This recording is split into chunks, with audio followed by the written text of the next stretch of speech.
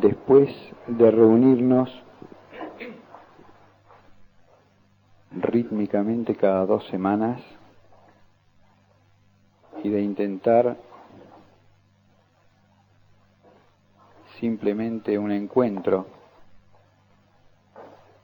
con Vicente Beltrán Anglada, con este grupo de Buenos Aires, constituido por muchos grupos, a su vez,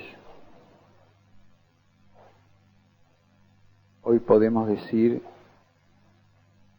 aquí estamos, y damos gracias a Dios, a los maestros, a Vicente Beltrán Anglada, a Leonor, su esposa, a César López Osornio, mutuo embajador argentino-hispano y embajador espiritual, que lo podríamos llamar itinerante porque va por todas las provincias del país.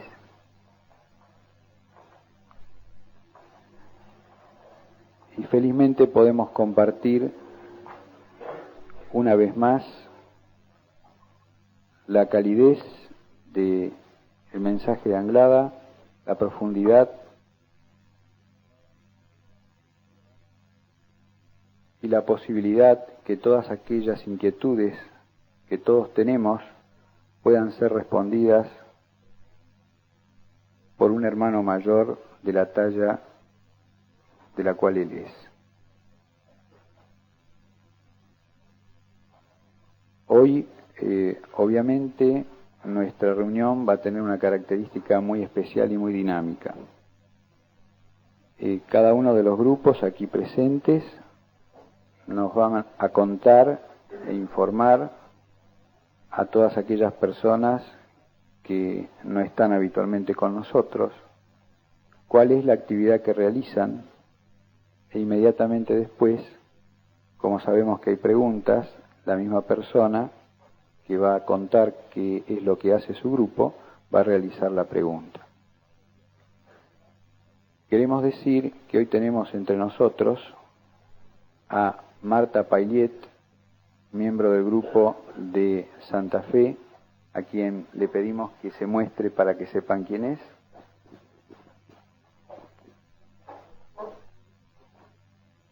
A Jesús Roberto Rovere y su señora y sus niños, que queremos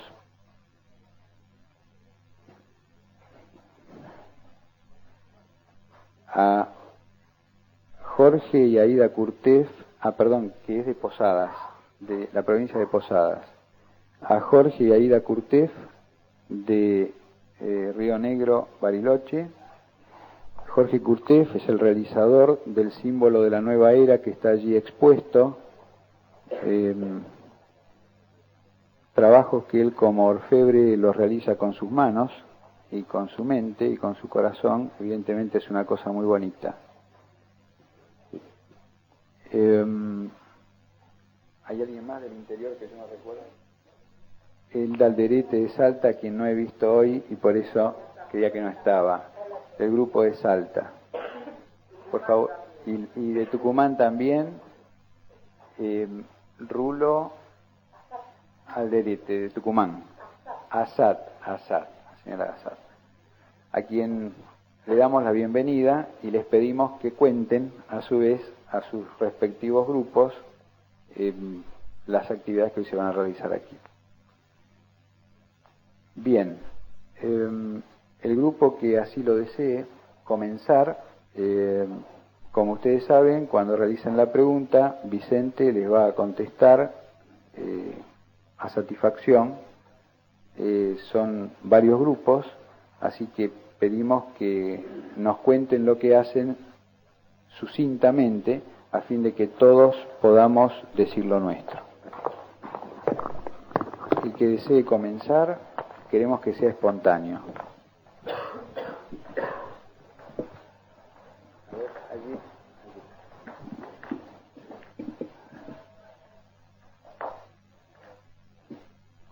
Hola.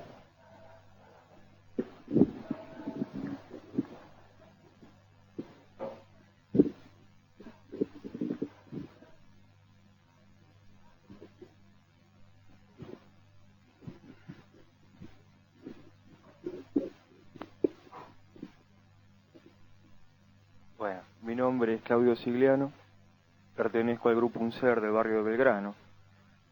Concretamente y en forma sucinta, nuestro trabajo está basado en 3 líneas directas, que son el estudio, la meditación y el servicio.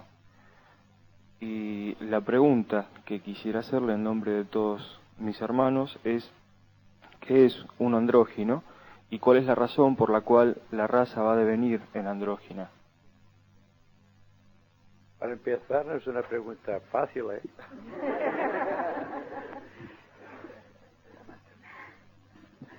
Pero ustedes saben que originariamente el hombre es andrógino. Posee latencia a los 2 sexos.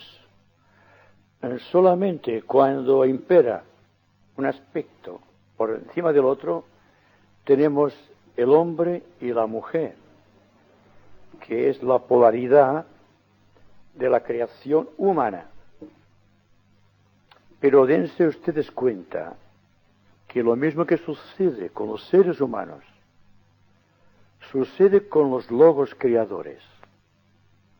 Ustedes sabrán, seguramente, que nuestro universo es el resultado de un matrimonio cósmico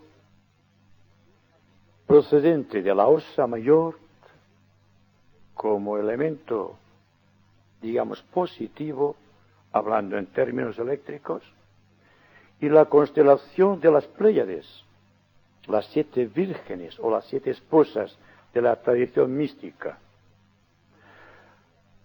En esencia, cuando existe manifestación, ha de existir forzosamente la polaridad.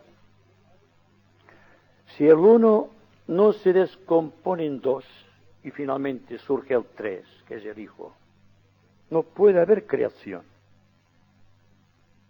Por lo tanto, ya venimos a decir que el andrógeno puro, solo podemos encontrarlo en el gran pralaya, el descanso de los logos. Y en lo que al ser humano se refiere, cuando ha alcanzado la liberación, cuando ha alcanzado su pralaya humano a escala solar. Entonces, las tendencias de la naturaleza, si ustedes son perspicaces, tiende constantemente hacia el andrógeno.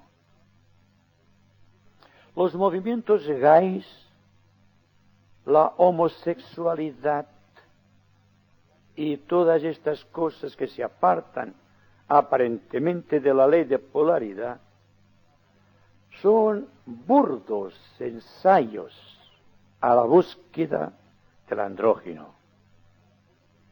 Como que el camino no es correcto, porque el camino del andrógeno empieza acá, y no en el cuerpo físico. Y esto lo ha olvidado el ser humano. Entonces tenemos una distorsión a escala jerárquica de esto que llamamos genuinamente la polaridad. No se puede concebir la vida sin una polaridad. La polaridad de los homosexuales es una polaridad psíquico-física. A veces viene como una distorsión de funciones naturales. Otras veces viene como una perversión de tipo psíquico. Pero hay pocas personas que sean o que tiendan hacia el andrógeno por vía mental. No podemos ser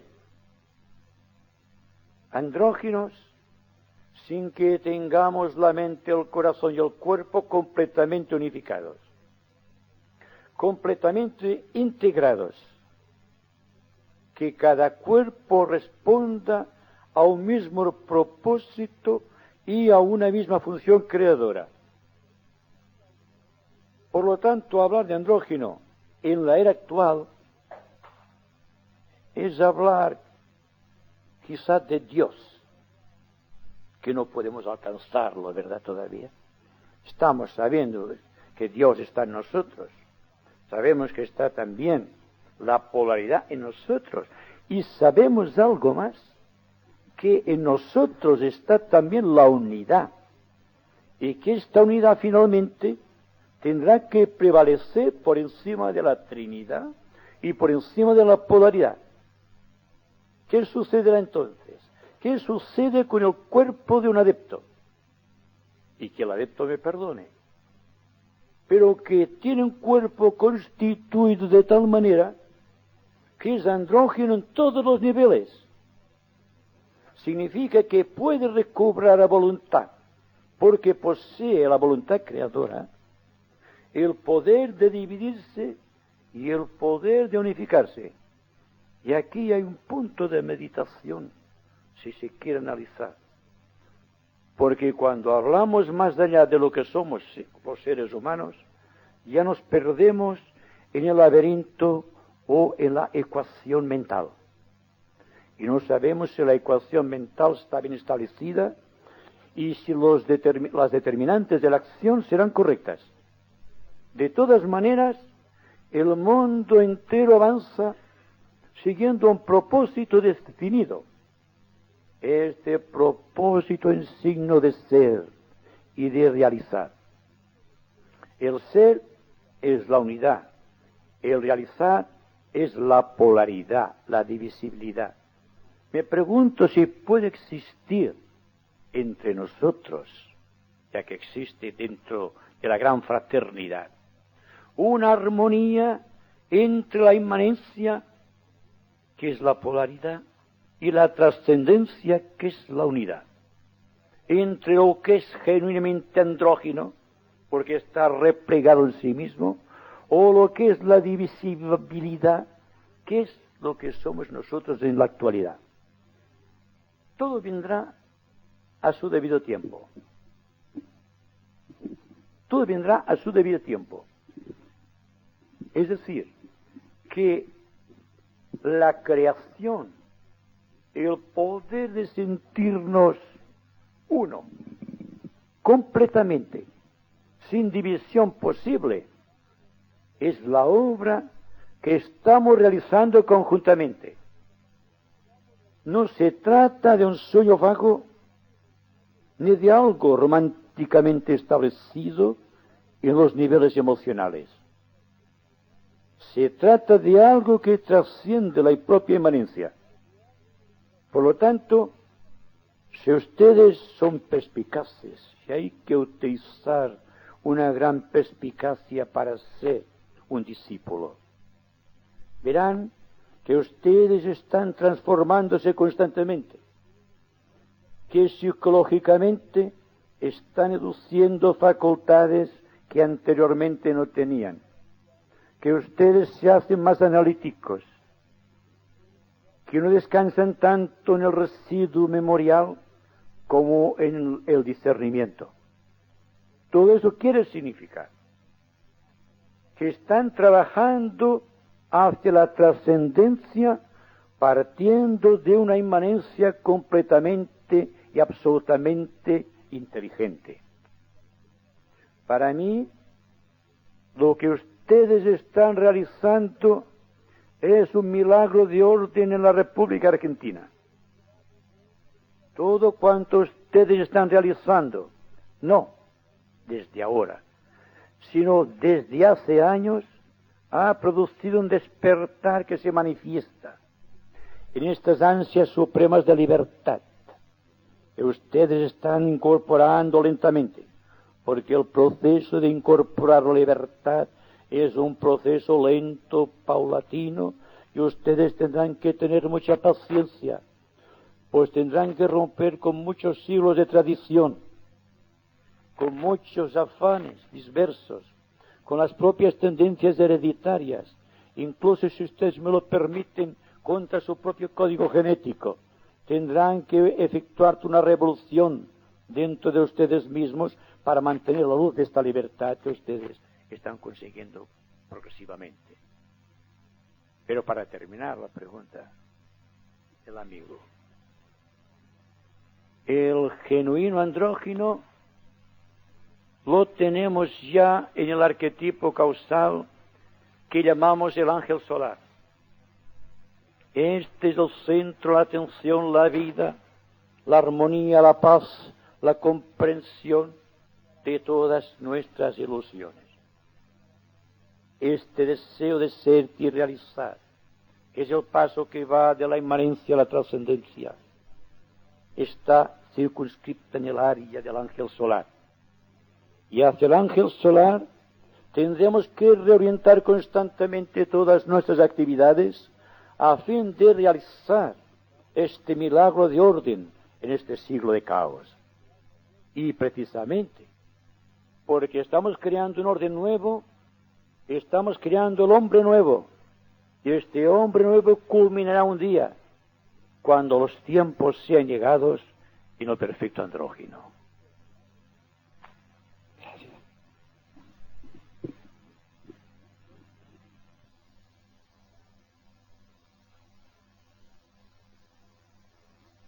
Perdón, quería hacer la pregunta ahora porque tiene que ver con lo anterior. Justamente quería preguntarle qué tenía o qué nos podía decir como el rol de la mujer en apoyo del tercer milenio, o sea, cuál un poco sería el mensaje para la mujer del tercer milenio. Bueno, yo creo siempre, estoy convencido que no hay que esperar ningún milenio para trabajar. El trabajo siempre es de aquí y ahora. Por esto, los tiempos han absolutamente cambiado. Incluso las previsiones jerárquicas para esta era no son las mismas que fuera un código vigente hace solo 50 años. Significa que la vida se va renovando. Sucede, sin embargo, que el que nos renueva somos nosotros. Y naturalmente, como no nos renovamos, decimos el tercer milenio, el 20 milenio, porque estamos aquí, el milenio siempre está allá. Podemos esperar que el milenio está acá y que nosotros como grupo estemos trabajando ya y que estemos introduciendo el milenio ya en nuestras vidas. O, por ejemplo, otra de las grandes ilusiones, la constelación de Acuario o la era de Acuario. ¿Para qué esperar de Acuario?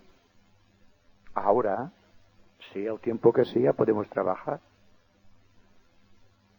No estamos sujetos al tiempo. Les hablo de un mundo desconocido.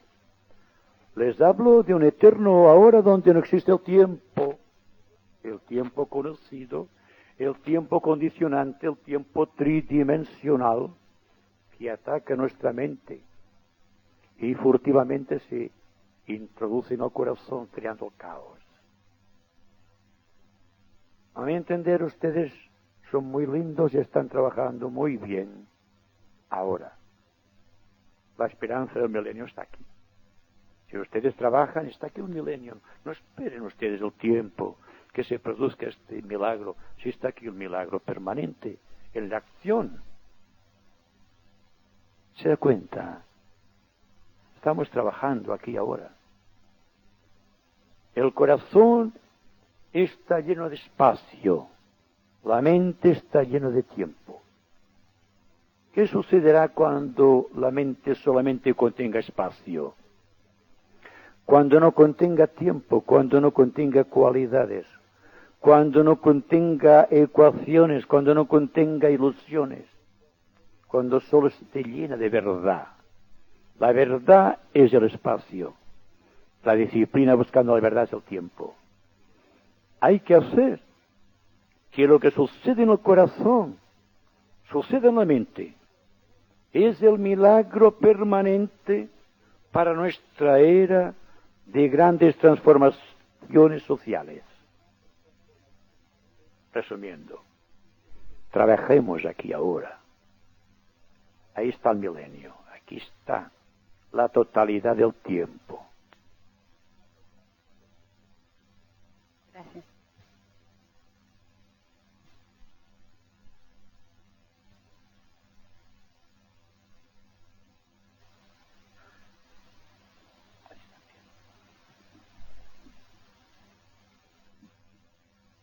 representamos al templo del Om. Quisiéramos saber si las indicaciones de los mantras para la actividad de servicio que publicó usted en la revista Conocimiento hace ya unos 12 años, si a esos mantras, dado el tiempo que vivimos, debemos de agregarle algún otro mantra, debemos de modificarlos, debemos de ampliarlos. ¿Se refiere usted a los mantras de la actividad de servicio? El equilibrio, el mental y el de curación física. Sí, bueno, son mantras de tipo cósmico, por lo tanto, no varían, varía la intención, la potencia del ejecutante o del pensador, de la persona que está trabajando así, de esta manera, con estos mantras. Porque ustedes se darán cuenta, los que siguieron desde mucho tiempo ya mi actividad de servicio en favor de la revista Conocimiento, ya como una pequeña introducción a este momento que estamos viviendo, había un aspecto jerárquico ya de buen principio, porque introducía, quizá por vez primera en forma científica, una idea relativa a estas potencias ocultas de la naturaleza que el científico todavía desconoce,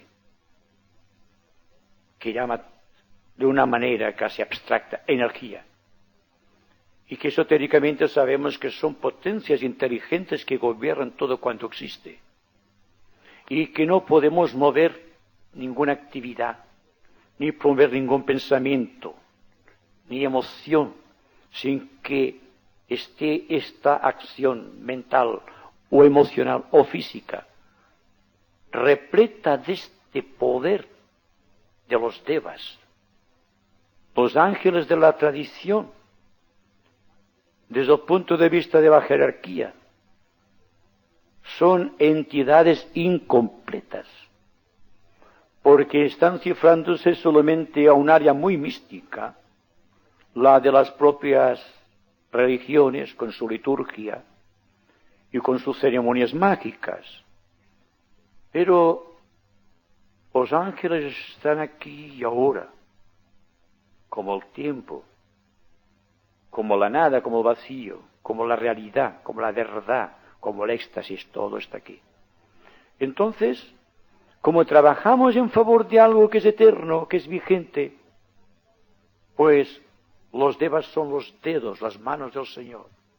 Y el Señor no puede trabajar sin los devas, ni el ser humano puede trabajar sin los devas, ni podemos pensar si no tenemos los agnis del fuego, ni podemos sentir sin sentirte en nuestro corazón el aliento de los devas del deseo.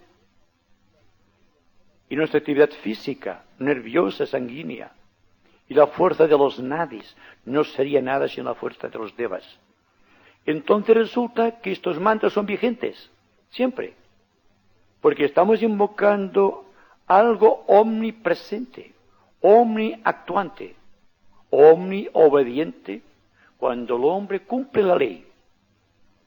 Pues tal como he dicho en muchos de mis escritos, el hombre piensa, el ángel actúa, pues la energía sigue al pensamiento. El pensamiento es humano, la energía es los devas.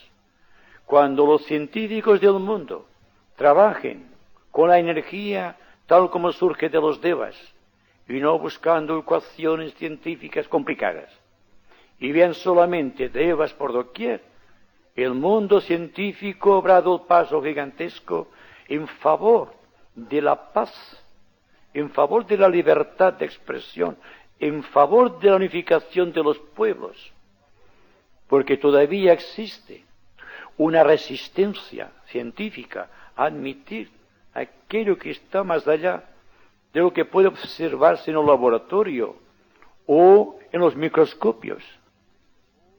Sin embargo, el hombre inteligente, el hombre que ha trabajado mucho y muy bien el aspecto de energía en su corazón, puede percibir estas fuerzas que constituyen la energía, que constituyen la ley de la gravitación, que constituyen la ley de atracción y repulsión, que constituyen todas las leyes conocidas en el cosmos. Pues Dios se expresa a través de las leyes, y las leyes están condensadas siempre en los devas, en forma de energía.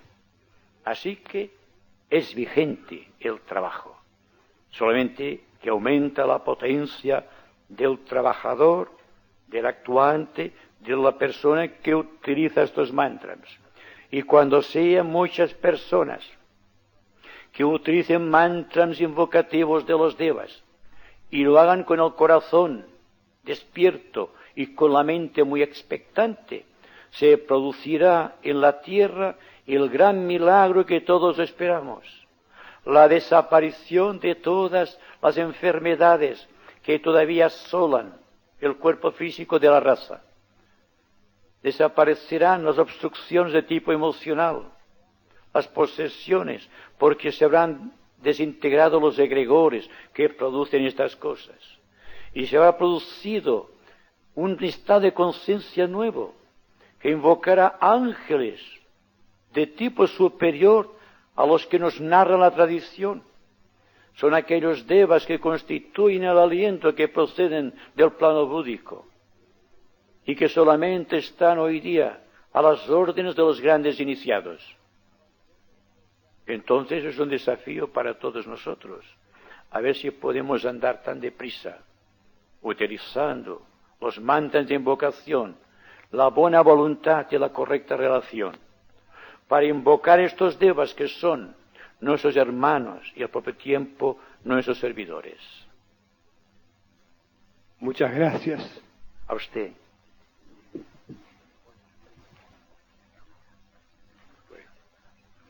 No, mejor que no. Es mejor así. Que no cuente. No, es mejor así. Es más directo.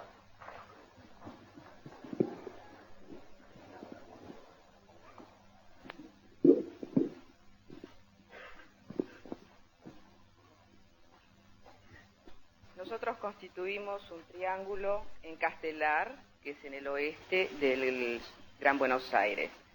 Quisiéramos saber, en las curaciones por liberación, cuando la voluntad de morir es mayor que la voluntad de vivir, cómo se debe actuar frente al enfermo y su situación actual y frente a su situación karmática.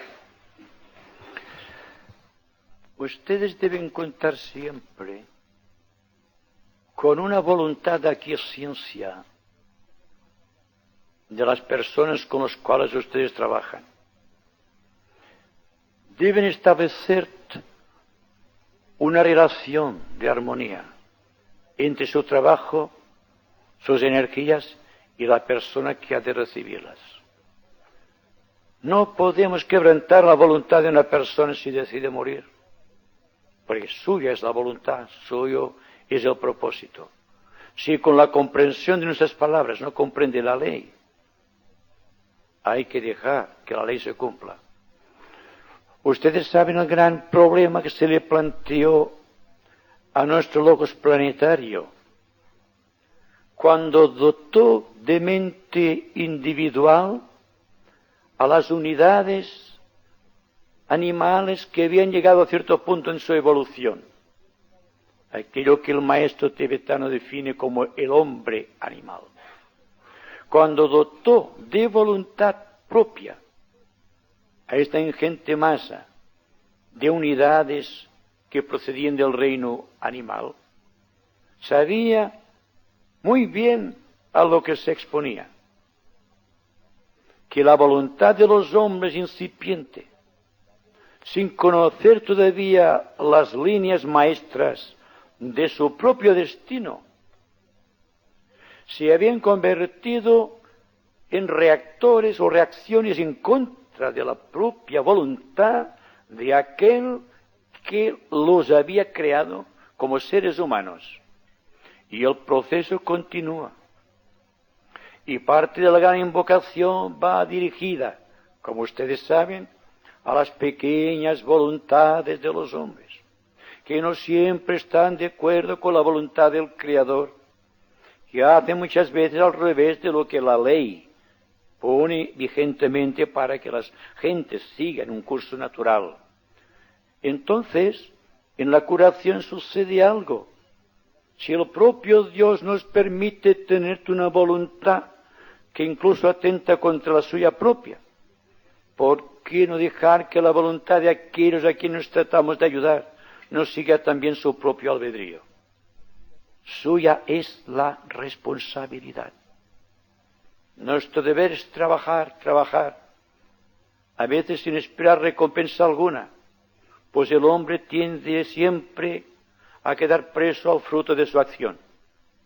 Es decir, que si actuamos tal como debemos actuar, la cosa se hará más allá de nosotros mismos. Por lo tanto, si invocamos las fuerzas impersonales que están aquí, ahora y siempre, y tenemos la suficiente fuerza de invocación, porque nacen de nuestra voluntad enteramente libre, genuinamente fuerte, y siempre en bien de los demás como servicio, lograremos resultados realmente espectaculares. No hay que pretender nada aparte de trabajar correctamente. Así que hay que trabajar en la curación, como en todos los casos, de una manera muy libre y muy humana, lo cual significa que será una manera muy divina de trabajar. Y esto es lo que aconsejaría a todos los grupos esotéricos que están trabajando para la liberación del dolor del alma humana, sea cual sea el nivel donde el alma humana se está manifestando.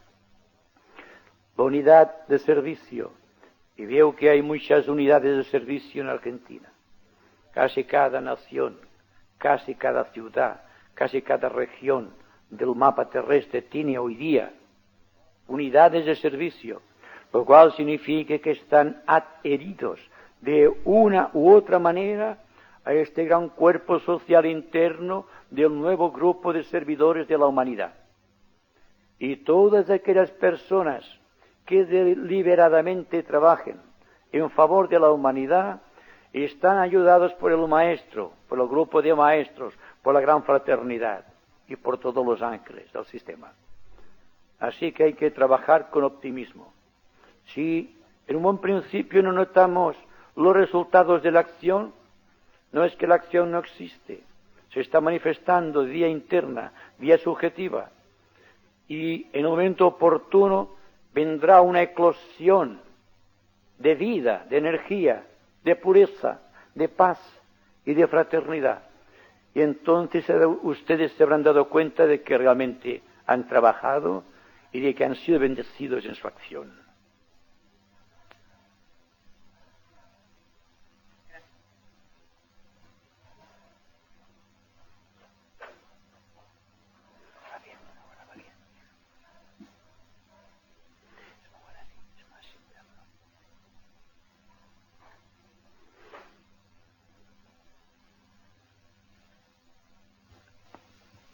Señor Anglada, pertenecemos a un grupo del Yo Soy. La pregunta que quisiéramos hacerle es si nos puede hablar con respecto a la conformación del canal grupal en su relación con el plan grupal para Argentina, eso en base a su experiencia rámica. Gracias. Sí. Bueno, si ustedes supiesen exactamente lo que es un ashram de la jerarquía, y cómo trabajan los ashrams de los distintos rayos, a veces muy diferente en su apreciación desde el ángulo de vista de la forma de trabajar de cada rayo, se darían cuenta de que todos ustedes están trabajando muy activamente en la línea de un rayo determinado, sea el séptimo rayo como del Conde de San Germán, por ejemplo, del movimiento Ayam, como los que trabajan en la curación, que es una técnica típica del segundo rayo, del maestro Kutumi, donde hay una gran colaboración con este gran maestro que todos conocemos, como el tibetano. Están trabajando todos los grupos de una manera rectamente orientada por vía interior. Por lo tanto, si todos trabajamos correctamente dentro de nuestros grupos respectivos, habrá la posibilidad de que nos reintegremos rauda y muy rápidamente dentro de las ramas de los cuales emana la fuerza que estamos recibiendo y que naturalmente estamos transmitiendo. Yo diría que el movimiento Ayam debe sentirse muy internamente en el corazón y no quedar solamente en yo soy, sino repetir yo soy aquel que yo soy. Esto representa quizá la tríade superior. Atma, Buddha y Mana se manifiesta. Yo soy aquel, el hermano. Y viene después, yo soy aquel que yo soy, que es el yo divino en nosotros. Todos trabajan ustedes muy lindamente. Están trabajando y se está viendo la energía. Están siendo ayudados por los devas. Y dije y repito, y quiero que esto lo recuerden siempre, que hay unos maestros trabajando activamente aquí, ahora, en la República Argentina. Y estos maestros están muy vinculados con la obra del Conde de San Germán, del Conde, tal como se define el lenguaje oculto en las ramas.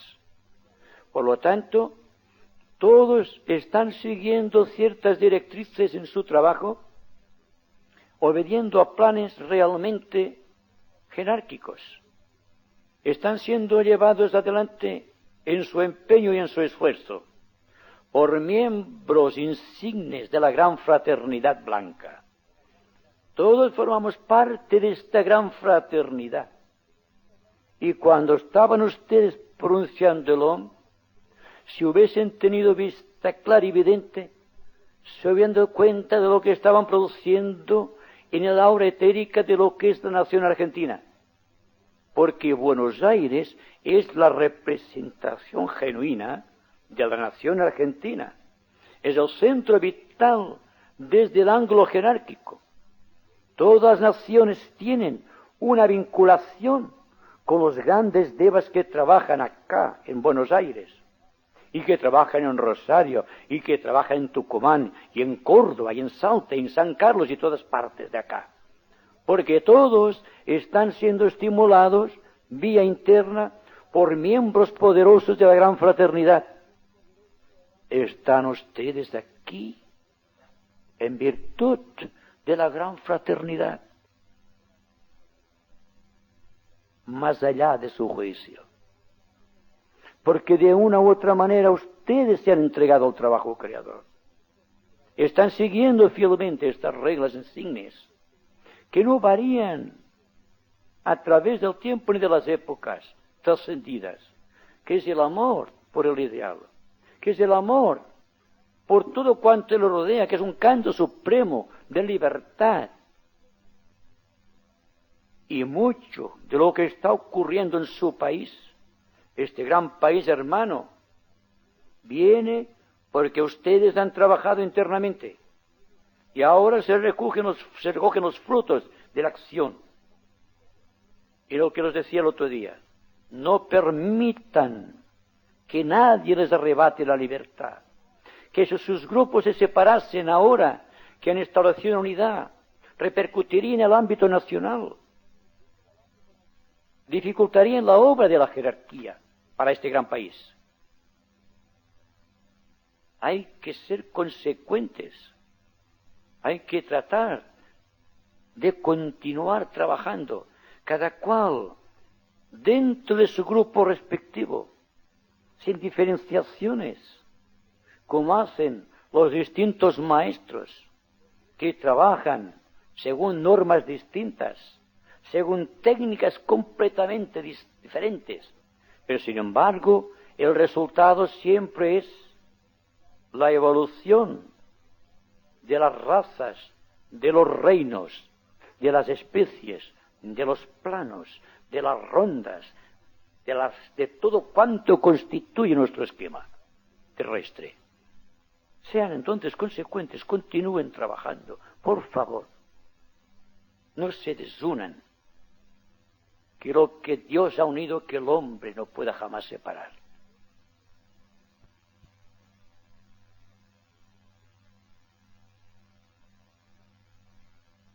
Siento desde lo más profundo de mi corazón la necesidad de decir gracias. Gracias a ustedes. Muchas gracias.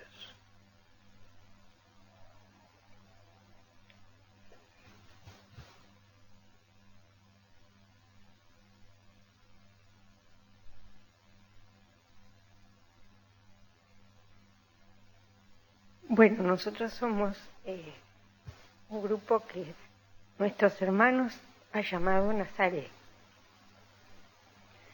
En realidad, Nazaret no es un nombre, sino que es una función.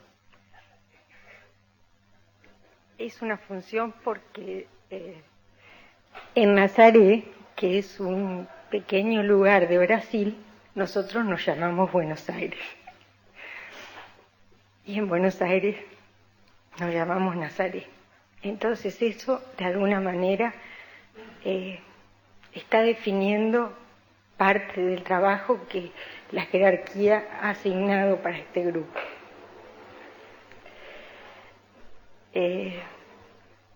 La pregunta que nosotros queríamos formular es la siguiente. Existen 3 grupos conocidos a nivel planetario. Shambhala, que es el equivalente al centro coronario. La jerarquía, que es equivalente al centro cardíaco. Y la humanidad, que es equivalente al centro laringio. Y ahora viene la pregunta. Por analogía, existirían 7 centros. ¿Cuáles son los otros y a cuál equivale el grupo de servidores del mundo, si es que tiene un equivalente? Bueno, ustedes saben que un esquema cósmico, un esquema solar y un esquema planetario y un esquema humano solamente difieren en términos de magnitud, pero no de esencia.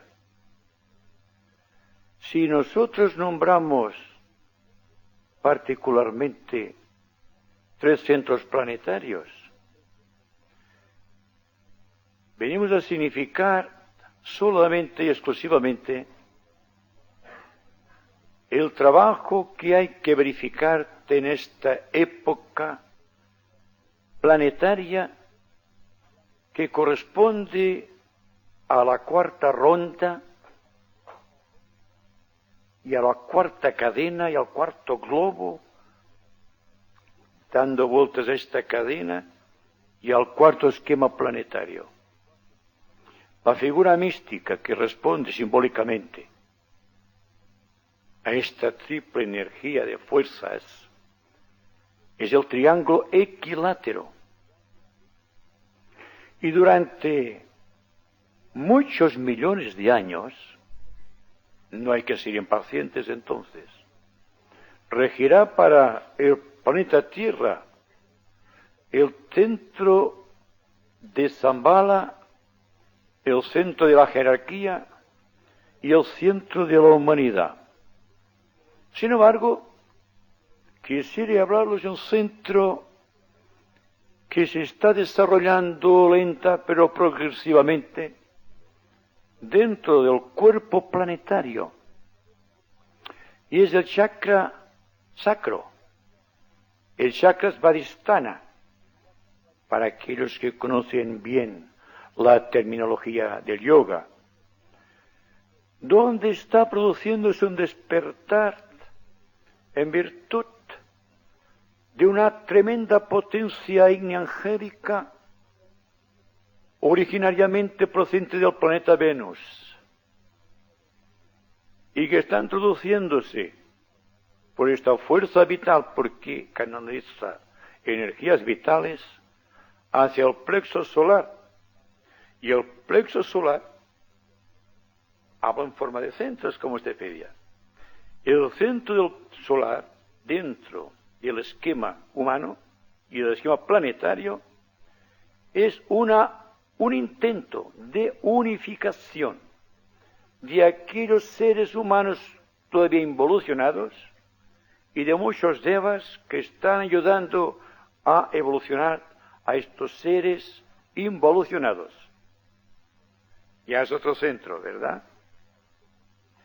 Un centro muy peligroso, que es el centro Muladhara, se ha dejado en suspenso como centro, porque nuestro logos solar, nuestro logos planetario, ya no lo necesita.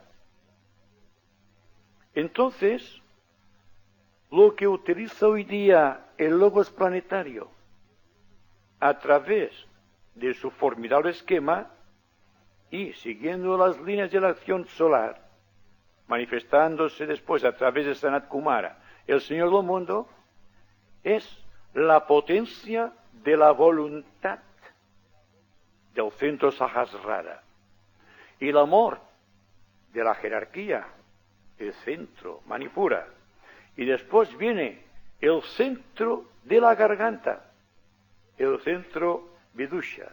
Pero dense cuenta algo que me voy a permitir decirles ahora, y es que se está constituyendo rápidamente el centro Ajna, constituido por devas superiores que proceden de más allá del sistema, junto con las unidades evolucionadas del reino humano.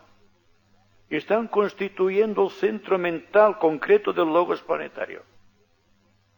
Significa que hay los 7 centros ya acá.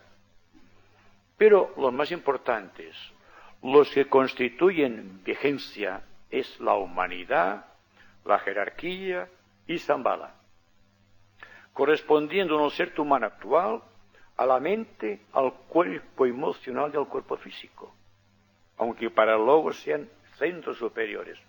Nosotros no podemos llegar todavía a esta suprema fuerza del logos que ha liberado su formidable esquema solar, o al logos planetario que está trabajando activamente para redimirse él mismo, porque está sufriendo actualmente una crisis en su evolución.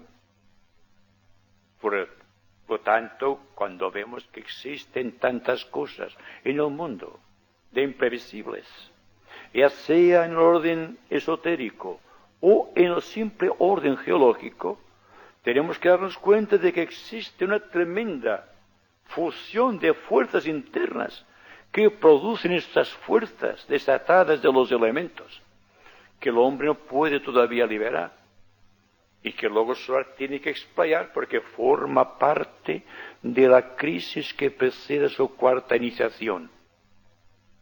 ¿Verdad? Es una crisis muy similar. Siempre aquellas personas que hayan leído mucho cosas esotéricas, a la del Arat, de aquel discípulo que está en trance de sujetarse a las fuerzas, a las normas, a la reglamentación y a la energía de la cuarta iniciación. ¿Por qué creen ustedes que surgió de la jerarquía? Y eso tendré que repetirlo mucho aquí en Argentina, como lo hago también en España. Esta fuerza tremenda del Agni Yoga. Agni Yoga para algunos es algo romántico. Yo he leído libros hablando sobre el Agni Yoga. Pero es que Agni Yoga implica hoy día la fusión de los 3 centros antes descritos, de Shambhala, de la jerarquía y de la humanidad. ¿Por qué se da el cuarto yoga a la humanidad, que es el cuarto reino? En la época cíclica de un cuarto globo que está recorriendo su cuarta ronda dentro de una cuarta cadena de mundos, 7 en total, que constituyen un esquema planetario que es el cuarto, que es nuestro esquema planetario. Por una fusión de energías llegamos a la yoga. No ha surgido como un hongo al azar.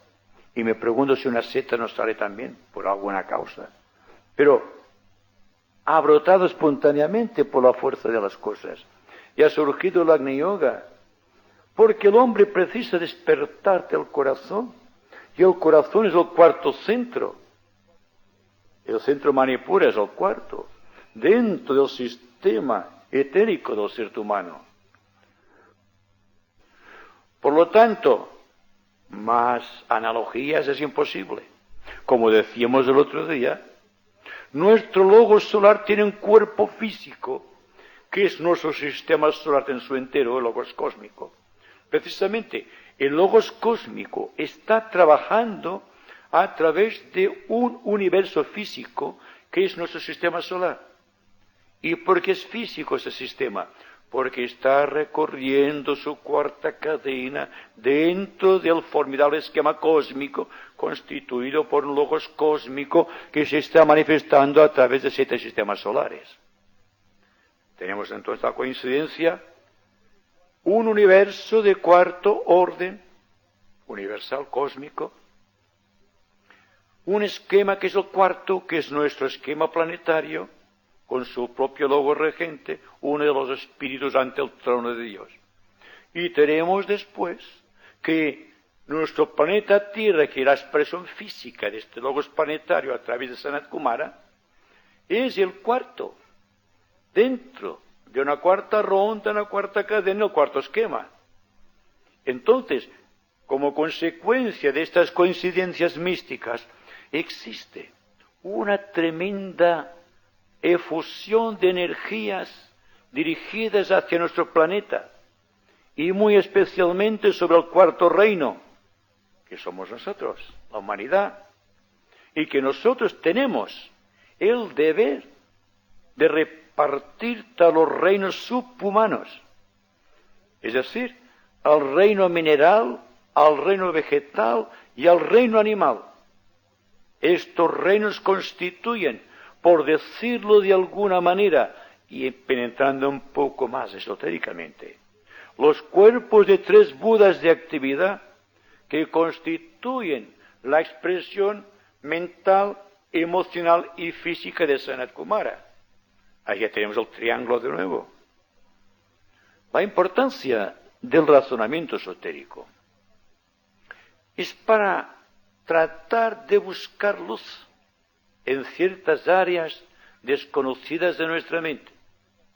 Y una de las prerrogativas de la acción jerárquica es que la persona piense en grandes dimensionalidades, que surja triunfante de las cosas que le rodean, que no se limite a pequeños conocimientos, que acoja grandes conocimientos, por ejemplo, el conocimiento cósmico. Si vamos adquiriendo nociones cósmicas, nuestra mente se ennoblecerá. No abundará en razones, como se dice intelectualmente, sino que vivirá dentro de una hora cósmica o de un eterno ahora de la conciencia. Vivir sin tiempo es la mejor forma de vivir, si es que llegamos a comprender el poder vivir solitariamente, sin apoyarnos en nada. Sin embargo, sabemos que existe la jerarquía, sabemos que existen los maestros, pero no nos apoyamos tanto en ellos como para quedar prendidos en su propia radiación y que su radiación nos ciegue y limite nuestra acción individual, que es la consumación de nuestro karma. ¿Se dan cuenta? Entonces el maestro no es como antes. En la era de Piscis y en otras eras del pasado, el maestro exigía del discípulo obediencia ciega, porque tenía que educar la mente, tenías que seguir ciertas orientaciones, ciertas disciplinas, porque estaba educiendo ciertos centros que hoy día tenemos completamente desarrollados.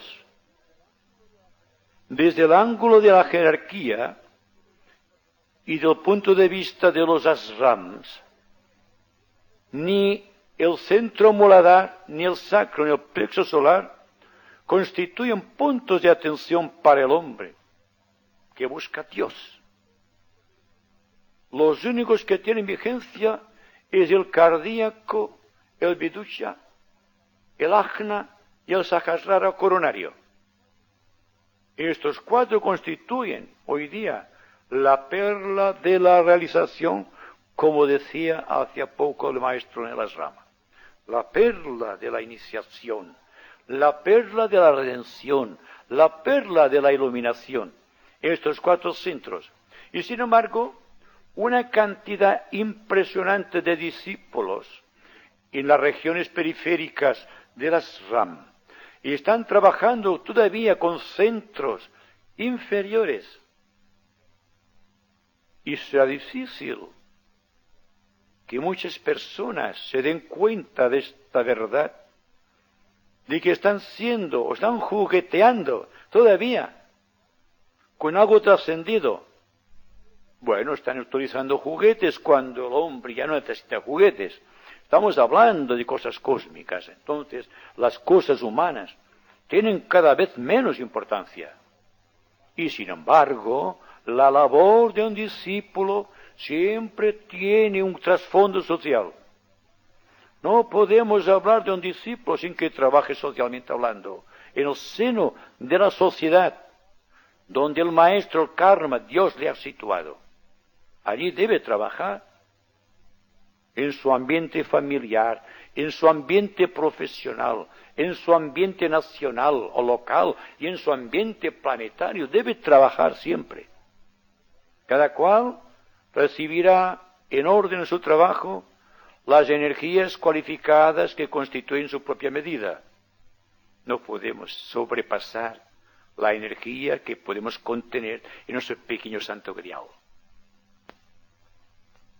Representamos a las escuelas preiniciáticas de la Suprema Orden del Acuario.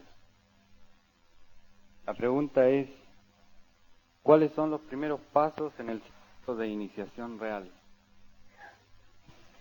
Los primeros pasos y los últimos pasos y los que anteceden los primeros pasos siempre son el servicio creador de la raza.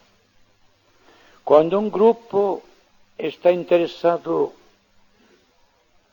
en ennoblecer solamente su pequeño reducto, o cuando el individuo cifra toda su atención en el crecimiento espiritual, se está apartando de la iniciación.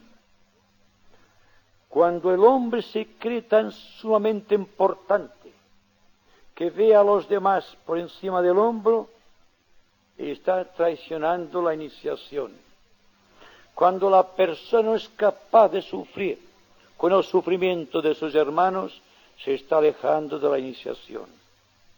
Cuando la persona es capaz de vivir ausente de sí mismo y en favor de los demás, está entrando siempre dentro de la órbita señalada por la iniciación. La iniciación es esto. La iniciación es servicio. La iniciación es comunidad de acción. Es esta unidad de principios. No es la separatividad. Si ustedes quieren realmente adquirir la iniciación, yo les afirmo muy noble y honradamente que ustedes deben adquirir la iniciación como un deber social, no como un premio a su acción, sea la acción la que sea, y por espectacular que sea ese trabajo que ustedes están realizando o en proceso de realización. Les hablo de un mundo que está aquí ahora, pero que ha sido vigente en todos los tiempos conocidos de la historia del planeta. Se les diga a ustedes que la atención de Sanat Kumara, y les estoy hablando del gran regente planetario, está aquí con nosotros. Ustedes dirán que no es posible porque ustedes miden las cosas desde el ángulo de vista de la propia insignificancia. Pero ustedes son una tremenda fuerza y Sanat Kumara está aquí representado. Y hay muchos devas trabajando con ustedes. Y hay maestros trabajando con el movimiento de unidad que están ustedes fraguando. Y al propio tiempo, ustedes están iniciándose. ¿Qué creen que es la iniciación? Una ceremonia mística donde el maestro hierofante les da a usted la santidad, la gracia, los secretos, los misterios de la iniciación. Es el trabajo de cada día. La sencillez del trato, la comprensión humana, el servicio creador. Ustedes cuando realizan esto se están autoiniciando, están penetrando en zonas de alta espiritualidad y a pesar de su insignificancia aparente, ustedes son grandes en la esencia, están trabajando con la esencia, porque están trabajando más allá de sí mismos. Por lo tanto, el camino de la iniciación es el camino de la impersonalidad, es el camino del servicio, es el camino del testimonio, no es el camino del estudio, de la aducción de muchos conocimientos esotéricos, sino que es la vivencia esotérica, la vivencia del servicio. En los ashrams de la jerarquía hay personas que no tienen apenas conocimientos esotéricos, pero sirven a la jerarquía. Y la jerarquía frecuentemente utiliza canales que ustedes considerarían muy humildes, tal como ustedes conceptúan hoy día a los adeptos de la gran fraternidad. Verían personas humildes que están trabajando en la línea de la jerarquía, en los campos, en los bosques, en medio de la sociedad, en los lugares insospechables, no en las grandes catedrales, no en las grandes conferencias internacionales, sino aquí, en el mundo. La persona que vende, la persona que barre las calles, a veces hay un gran responsable de la jerarquía. Y claro, cuando decía Cristo, pasaré por vuestro lado y no me conoceréis, se refería a la humildad que existe y que constituye la fuerza viva de la evolución y que constituye la participación activa del mundo en los planes de la gran fraternidad. Y ahora estamos aquí tratando dentro de la propia humildad en reproducir a nuestra pequeña escala y medida igual misterio, igual secreto que se está reproduciendo en cada una de las grandes iniciaciones cósmicas. Somos grandes, a pesar de la aparente insignificancia. Solo hay que trabajar para los demás. Ahí está la clave de la iniciación.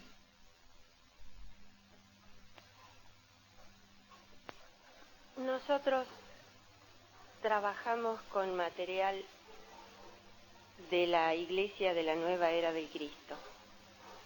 Es la Iglesia del Corazón. En el silencio del corazón, escuchar la voz del Santo Ser Crístico hasta que un día nos resolvamos a darle el comando total de nuestra vida.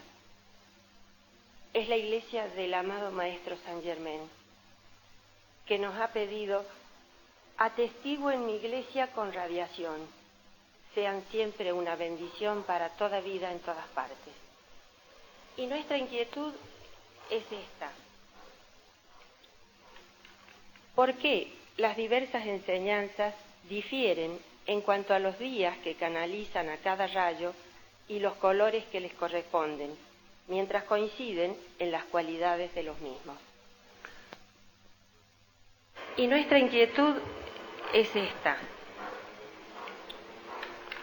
¿por qué las diversas enseñanzas difieren en cuanto a los días que canalizan a cada rayo y los colores que les corresponden, mientras coinciden en las cualidades de los mismos.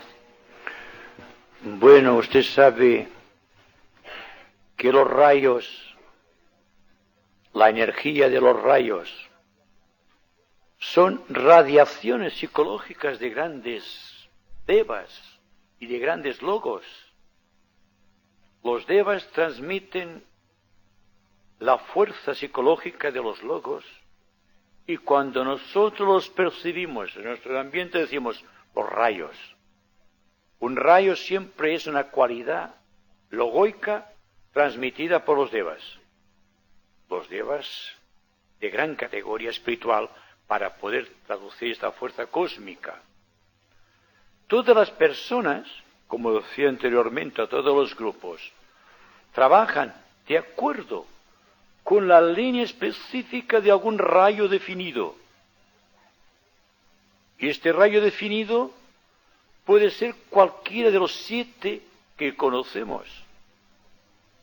No conocemos los subrayos, ni las pequeñas subdivisiones de los subrayos, ni las pequeñas subdivisiones de las subdivisiones de los 7 subrayos.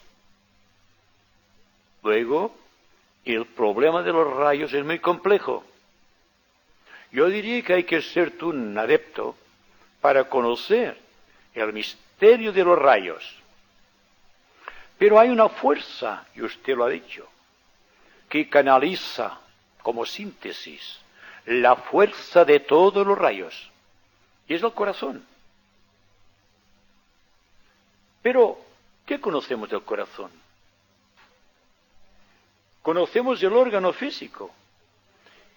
Si vamos un poco más allá, conoceremos, pasando al nivel etérico, el centro anahata. O conoceremos el centro que está latiendo en nosotros y que está progresando hacia la divinidad, porque ustedes sabrán que dentro del concierto de los rayos cósmicos, el segundo rayo de amor constituye la vida de nuestro universo, en el cual vivimos, nos movemos y tenemos el ser. Todos los maestros y San Germán, tengo que decirlo muy específicamente, está trabajando muy activamente por toda América, América del Norte y América del Sur y América del Centro. Y como decía anteriormente, y siempre cuando hablo digo, ustedes acepten de mis palabras todo aquello que haya una respuesta en su corazón, porque el corazón jamás se deja engañar. La mente sí que se engaña, pero el corazón jamás. Entonces yo les digo que el conde de San Germán, el príncipe Rakowski, el Shoan del séptimo rayo, y propuesto para el cargo de Mahashoan, para el próximo futuro, está trabajando con ustedes. El movimiento Ayam, el movimiento que usted ha nombrado, todos son movimientos que surgen como consecuencia de alguno de los subrayos que surgen del séptimo rayo. Es el rayo de la magia organizada. Y mañana pienso hablar algo sobre la magia, porque la magia se ha convertido en algo actual. Todo el mundo está utilizando magia hoy día. Todo el mundo ha oído hablar de la magia, como ha oído hablar, hoy es corriente hablar de las cosas y de los signos astrológicos. Hoy viene un niño pequeño y le pregunta si el signo es, y soy Acuario. Todo el mundo sabe qué signo es. Y esto es algo que no sucedía hace 50 años. Por lo tanto, igual, las energías de los rayos será un día algo popular, como decía Cristo, o la enseñanza crística. Llegará un momento que la verdad será expresada en las calles y por doquier, porque es la ley, y la ley tiene que cumplirse. Es la ley del segundo rayo. ¿Por qué creen ustedes que hablo siempre en términos de corazón? Porque es el momento de hablar del corazón. ya no como centro distribuidor de energía física, como centro motor del cuerpo, ni tampoco como chakra, aunque utilice el chakra cardíaco, sino como el amor de la divinidad, como una expresión del cuarto rayo de armonía en nuestro corazón. Porque cuando el cuarto rayo encuentra su ofuscación en nosotros, se convierte en la armonía, pero a través del conflicto. Yo les hablo del cuarto rayo sin conflicto, tal como surge del cuarto subplano, del cuarto plano del sistema solar, que llamamos el plano búdico. Y les hablo del camino de aproximación hacia el plano búdico. Y esto lo voy a repetir siempre por todas partes, porque es simple el mensaje. La mente ha cumplido en los grandes discípulos su función integradora. Viendo el mundo como un todo, vemos que se ha cumplido la profecía de Cristo revelada por el maestro tibetano, que aquel hilo tremendo de energía del primer rayo que surgió en el huerto de Getsemaní se ha convertido en una potente irradiación de energía que está inundando el mundo. Y no penetra en la mente, penetra en el corazón. Y es allí donde hay que hallar hoy día la verdad. Y es del corazón que tiene que surgir el testimonio de la verdad. Ya no será la verdad un concepto, una idea o un pensamiento sublime, como ocurría hasta ahora. La verdad como concepto ya no existe, no interesa, porque la verdad como concepto ata la mente, como el maestro ataría al discípulo, si el maestro fuese un concepto y no una realidad. Yo estoy seguro que para muchos de nosotros el maestro no constituye todavía una realidad, sino que constituye un concepto muy noble que hemos adquirido a través de las enseñanzas esotéricas. Pero hay que adquirir la evidencia del maestro. Y esto solo lo conseguiremos si adquirimos la evidencia del corazón, como centro de síntesis, como centro de participación en la vida divina. Resumiendo, el corazón les une a ustedes, la mente les separa. Y volvemos, como la serpiente que se muerde la cola al principio. Hay que rendir un culto específico al espacio y menos culto al tiempo. Y no hablo en términos cronológicos, hablo del tiempo psicológico, ese tiempo que nos condiciona. No es el tiempo del reloj, es el tiempo de la conciencia, que está cristalizada en los recuerdos del pasado y que hay que destruir si queremos hacer que el corazón surja inmaculado y lleno para poder reflejar la verdad y pueda el maestro reflejarse en el corazón. Recuerdo, en la escuela arcana hay una meditación muy linda, que es la de visualizar al maestro en el corazón. Y esto naturalmente se puede hacer amando mucho, aunque nos situemos la efigie del maestro, porque ¿cómo sabemos nosotros cómo es el maestro? ¿Verdad? Tenemos muchas imágenes, pero las imágenes del maestro es una pequeña reproducción de una realidad.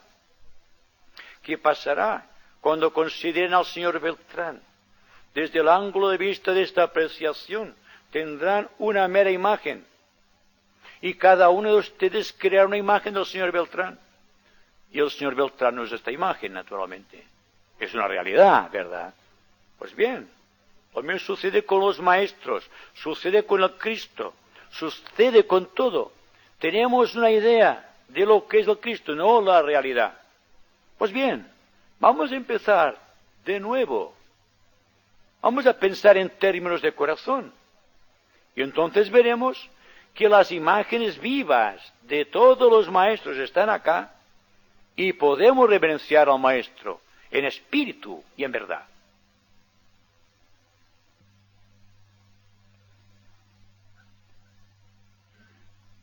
Sí. Es que fui un poco más. Sí, ¿por qué? Bueno, esto me cansa.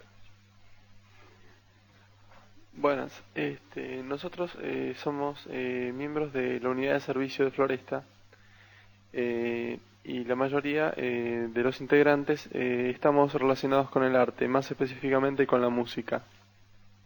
Nuestra inquietud es la siguiente. Sabemos que el lenguaje musical sería el lenguaje del futuro, ¿no es cierto?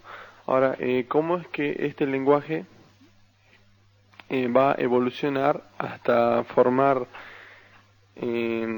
hasta ser el medio de comunicación mundial y cómo podemos contribuir nosotros, los músicos, para que esto suceda, ¿no?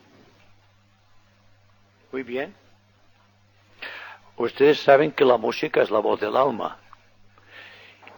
Y el día que ustedes puedan ver una conversación entre dos ángeles, verán que se transmiten por ondas musicales y que cuando surgieron los signos musicales en el pentagrama obedecen a razones débicas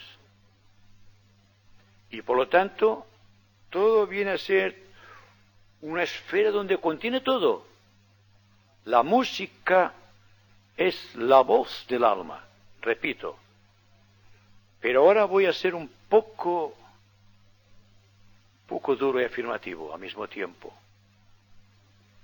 Porque desde el ángulo de vista de la jerarquía o gran fraternidad, ha habido en los últimos años una distorsión total de lo que es la música. La música llamada moderna, salvo muy raras excepciones, me perdonarán, tengo que decírselo, es música regresiva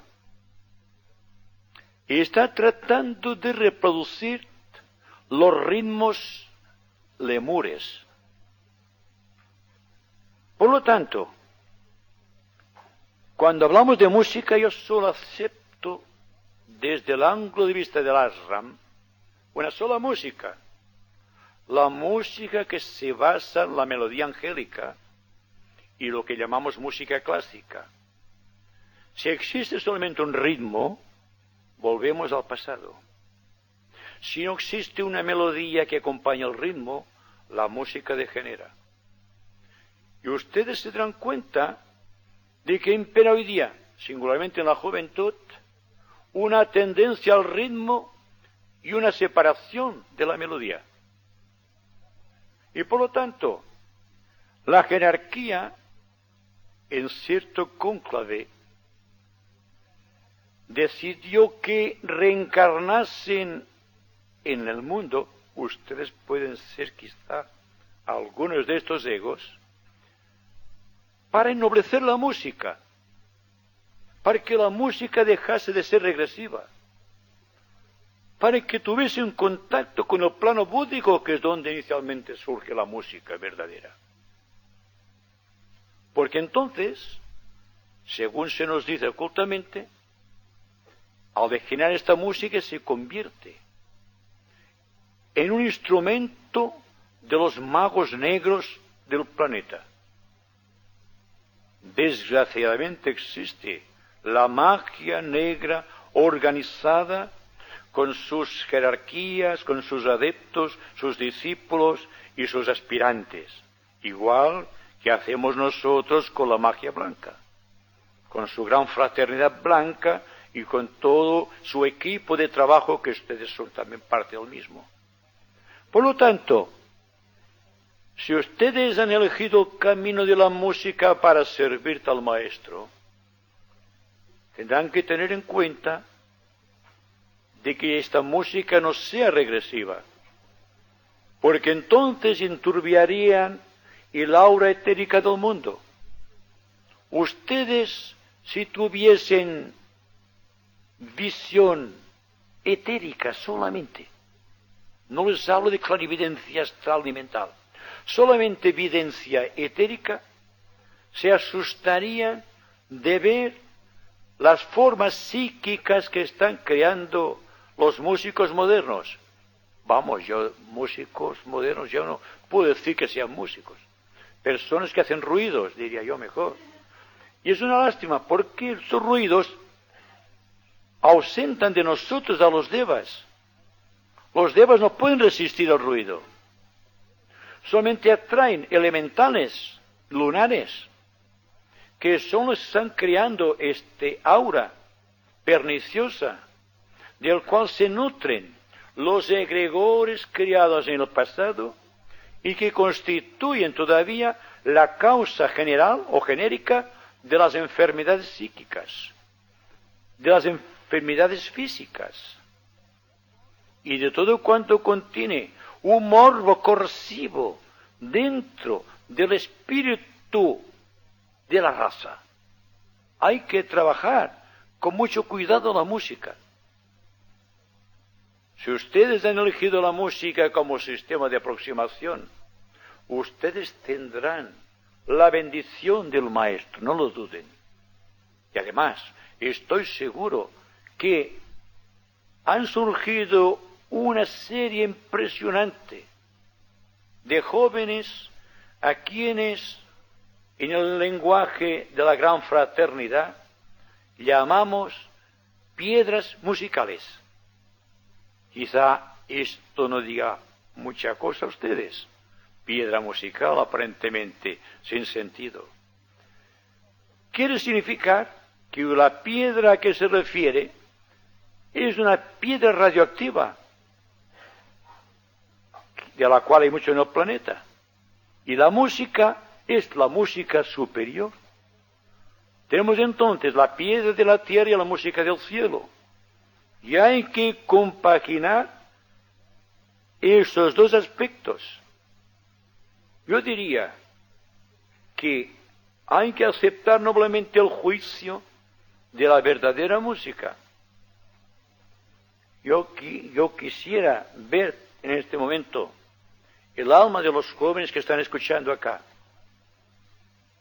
Quizá asistan a representaciones musicales masivas, que desde el ángulo de vista de la jerarquía son nocivas, aunque atraen el cuerpo emocional de la juventud, porque constituyen más bien gritos desaforados que música o canto. Soy muy honrado en hacer estas afirmaciones, ¿entienden ustedes? Porque si existe regresión musical, existe regresión en los demás elementos que constituyen la vida organizada en sus distintos estamentos. La paz no de los ángeles y de los maestros que trabajan con nosotros no debe ser alterada por esos ruidos.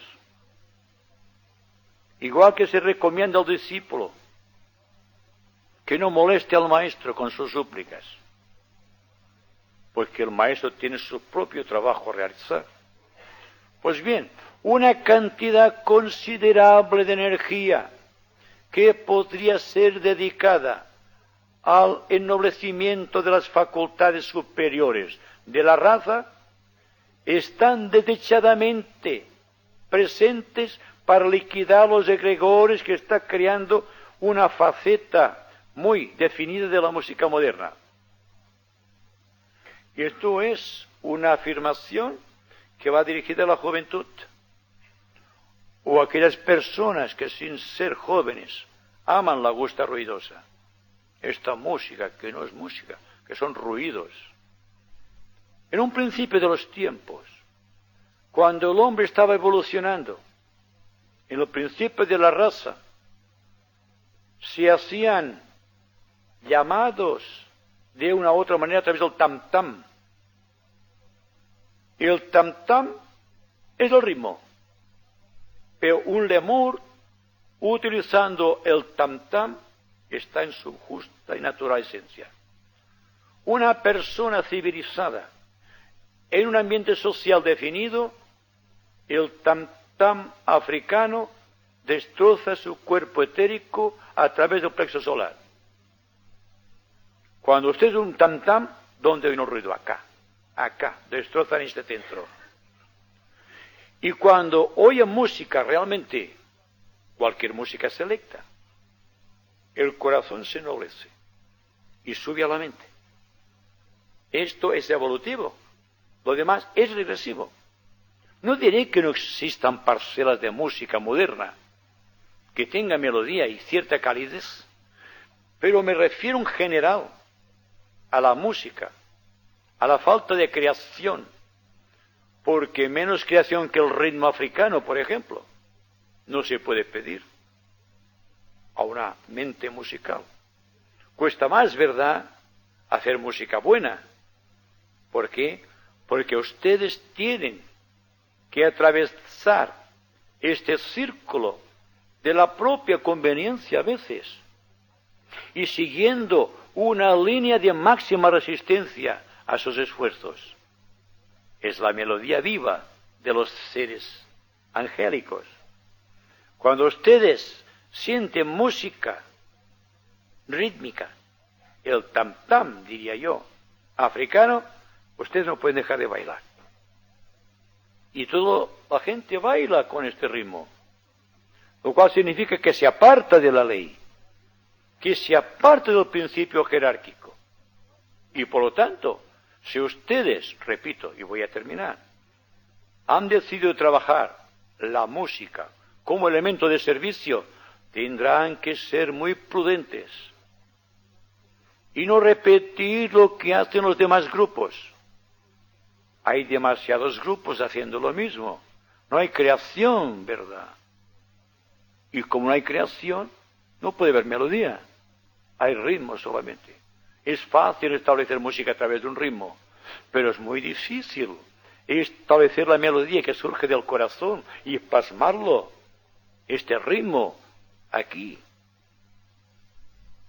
en la música que conocemos, en el pentagrama, a través de signos definidos. Una última pregunta.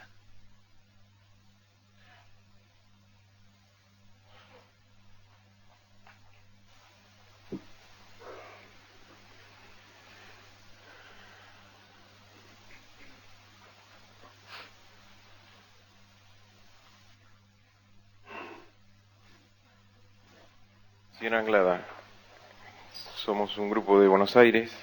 Nuestro origen es la investigación extraterrestre. ¿Cómo? Nuestro origen es la investigación extraterrestre. Vale. Provenimos de un movimiento llamado Rama, que comenzó en Perú. Trabajamos actualmente en los tres aspectos que consideramos la evolución humana, que es el aspecto físico, mental y espiritual. Y nuestra pregunta es la siguiente. ¿Cómo se relaciona los ángeles con los guías y maestros extraterrestres, corrientes de vida individualizadas? Bueno, esta pregunta se puede extender mucho y en profundidad. Yo voy a ser con ustedes muy sincero. Ante todo tengo que decirles que jamás he visto un ovni, ni he tenido relación con extraterrestres, salvo aquellos que consideramos maestros y discípulos de la jerarquía. Pero la idea de los extraterrestres no es de acá, de ahora, es de la más remota antigüedad, porque siempre han habido indicios de contactos entre los hombres, seres más avanzados.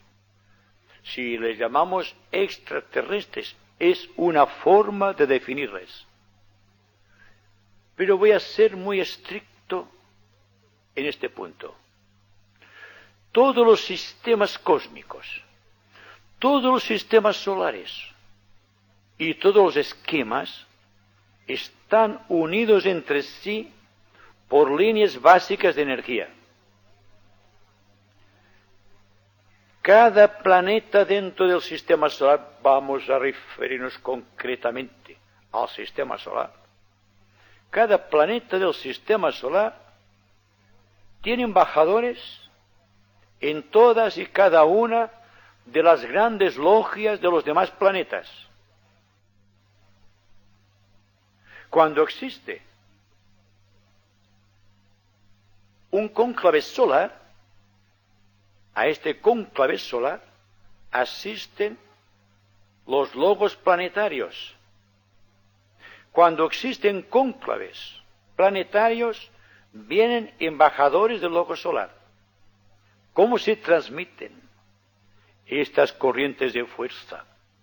¿Qué elementos utilizan para trasladarse a través de los espacios siderales? No voy a decírselo. Pero hay una forma de viajar. Un adepto y algún discípulo viaja astralmente a velocidades superiores a los grandes reactores. Así que cuando venía desde Barcelona, he tardado, creo, 18 horas, no sé. Una persona cualificada, de esas que llamamos que han vencido la resistencia del espacio, o del tiempo en el espacio, pueden llegar de un continente a otro en cuestión de segundos, utilizando el vehículo astral o el mental, depende del plano, en un fenómeno definido como de instantaneidad en el tiempo. Ahora bien, existen hoy día naves que puedan resistir esta velocidad en el tiempo. O existen unas formas, digamos, dentro de otra dimensión, que permite materializar y desmaterializar a voluntad ciertas maquinarias. Tampoco se voy a decir. Quiero que sean ustedes los que trabajen. Les voy a decir solo una cosa. En el principio de nuestra raza, antes de que la raza se produjera, hubo un fenómeno de carácter cósmico que esotéricamente llamamos la venida de los ángeles solares. Los ángeles solares proceden del plano cósmico. ¿Cómo se trasladaron los ángeles solares del plano cósmico al cuarto subplano del plano mental de la Tierra? Tampoco se lo voy a decir, ¿verdad? Porque si el señor Beltrán dice algo, todo el mundo dice, el señor Beltrán lo ha dicho, y me están agarrando ya, y no quiero que me agarren en este punto. Solamente expreso algo que quiero que ustedes consideren en profundidad y muy analíticamente. Cuando se produjo en la Tierra un gran despertar espiritual, mediante el cual hubo un cónclave secreto en la Gran Logia Solar, y decidieron que la Tierra precisaba de un estímulo superior porque carecía de una guía espiritual. Es decir, que no tenía un contacto establecido a nivel físico con el logo solar. Y el logo solar tiene que ser físicamente consciente a través de todos los esquemas. Pues bien, entonces en este cónclave se decidió que una entidad extraplanetaria o extraterrestre se trasladase desde cierto rincón del área cósmica a través de Venus con destino a la Tierra. Y esta entidad viajó desde el esquema venusiano, que es un esquema superior al nuestro, con 3 de sus más exaltados discípulos y una cantidad impresionante de devas y de seres humanos de aquel planeta o de aquel esquema. Cuando llegaron acá, crearon lo que llamamos la gran fraternidad blanca, la que yo utilizo constantemente. ¿Cómo vinieron estos seres de la gran fraternidad? ¿Cómo vino Sanat Kumara? ¿Cómo se trasladaron? Tampoco se lo voy a decir, ¿verdad? Ahora bien, seamos conscientes. Tenemos en la tierra una gran fraternidad blanca dirigida por Sanat Kumara, que produce todo cuanto vemos de realización en nuestro mundo. Los planos, las razas, los reinos, las especies están evolucionando por el impulso de esta ley, esta fuerza, que surge de Sanat Kumara como representante físico del logos planetario. Pues bien, esta fuerza tremenda del logos planetario a través de Sanat Kumara está creando en nosotros unas vivencias muy importantes. Y hay que tener en cuenta esta particularidad, porque es tan grande la potencia de Sanat Kumara y es tan activo esta frontera, este límite, que separa nuestro esquema terrestre de otro esquema terrestre, o el sistema que separa nuestro sistema solar de otro sistema solar, o de otro sistema cósmico, viene regido por la ley de participación activa, o, más todavía expresado, un concierto general de dioses, o un ambiente social de dioses, que trabajan conjuntamente, pero que nadie atenta contra el karma, y expreso esta palabra con mucha intención, contra el karma de cualquier esquema o de cualquier sistema. Resumiendo, no puede penetrar ninguna nave o no nave extraplanetaria si no tiene el pasaporte, el conducto o el permiso de Sanat Kumara. Así que no se preocupen ustedes de que vengan a invadirnos los extraterrestres. Hay una fuerza que reglamenta la ley de supervivencia de los mundos. ¿Por qué creen ustedes que no ha estallado la bomba atómica de una nación contra otra? ¿Creen ustedes que es el equilibrio, el miedo? Este equilibrio, el miedo, que hace que las naciones se teman y no se amen. Ha sido simplemente porque nuestro logos planetario está vigilando atentamente lo que sucede con esas naciones que poseen bombas atómicas.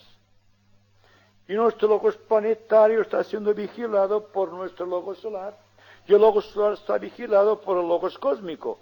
¿Cómo va a producirse algo que puede destruir todo el universo? No hay que tener miedo, ¿verdad? Este es un nuevo mensaje. El mensaje de la esperanza, diría yo. No hay que tener miedo, excepto tener miedo al miedo. Esto sí que hay que tener miedo, al temor. Vamos entonces, y aquí dejo la palabra al amigo, para que haga el hombre de costumbre. Muchas gracias a todos.